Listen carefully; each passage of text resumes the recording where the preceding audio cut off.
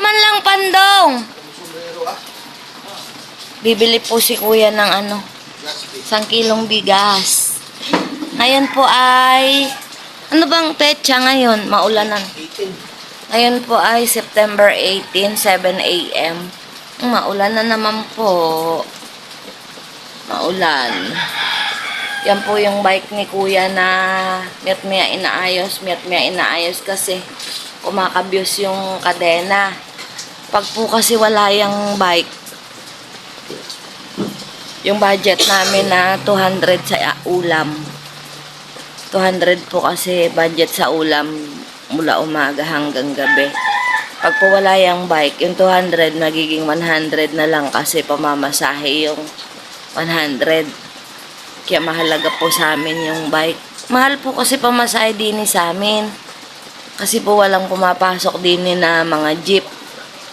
Kasi nga po loob kami bukid. Tricycle po lahat dito.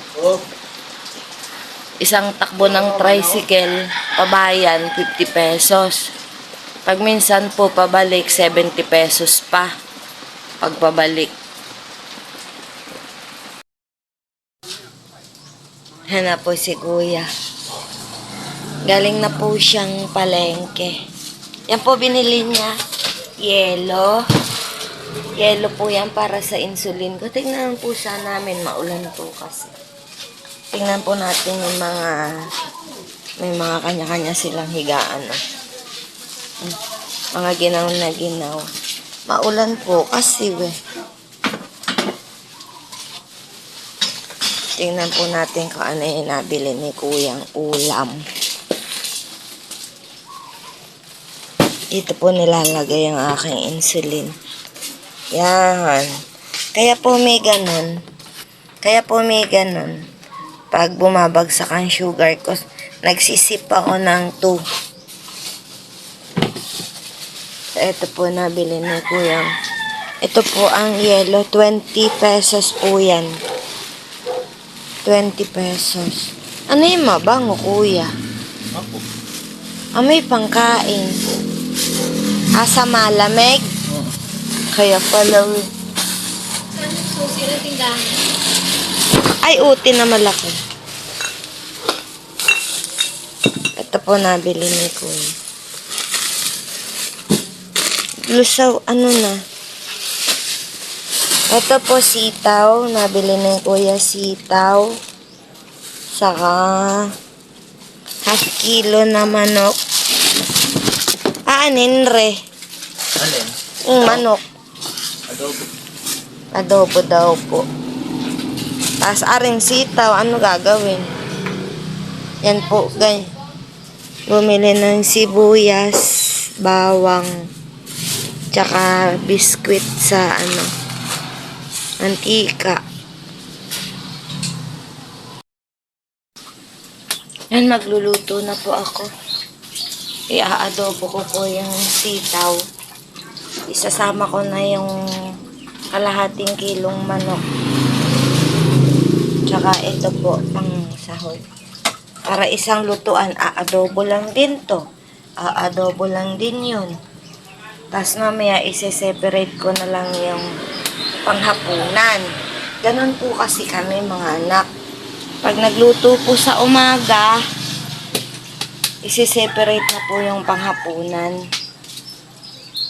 Yan. Po, nag-gisa na ako mga anak ng sibuyas bawang. Siyempre, hindi ko na naman naipakita. Mahirap po kasing humawak ng cellphone. Tapos, siyempre po, ilalagay ko ng manok. Ang dali lang. 6 po yan kasi 6 kami sa pamilya. Tigi-tigisang hiwa mamayang gabi. Ay ko, pasensya na kayo mga anak na ilalayo ko kayo.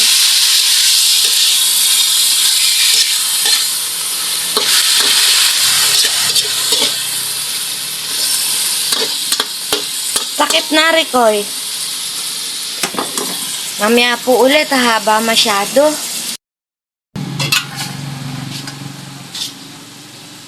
Para po lumambot muna yung manok. Bago natin igisa yung Ano ba tawag doon? Sitaw. Sir, si Daro ka ako, hindi na talaga ako eh. Yung mga anak, nilagay ko na yung ano, yung tawag dito, sitaw.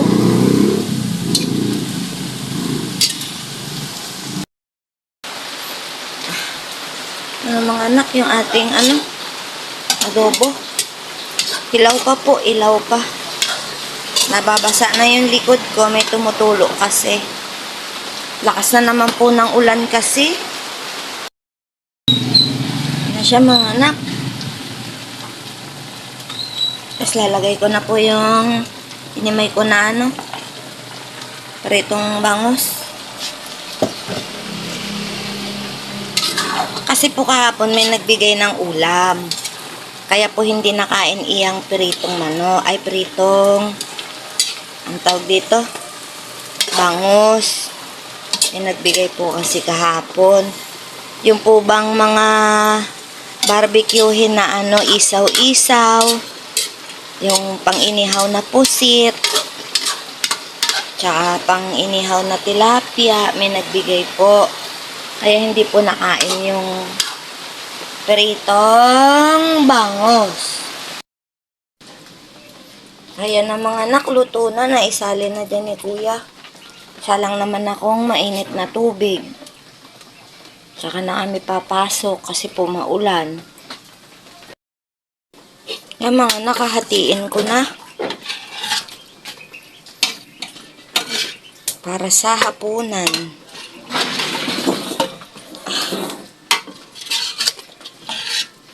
Mamaya na nga lang po pag nahati ko na. Mahirap po kasi hindi ko mahawakan tong kaserola. Mga anak, nahati ko na. Ito yung kalate. Ito po yung... So, ito naman po yung kalahati. Yan.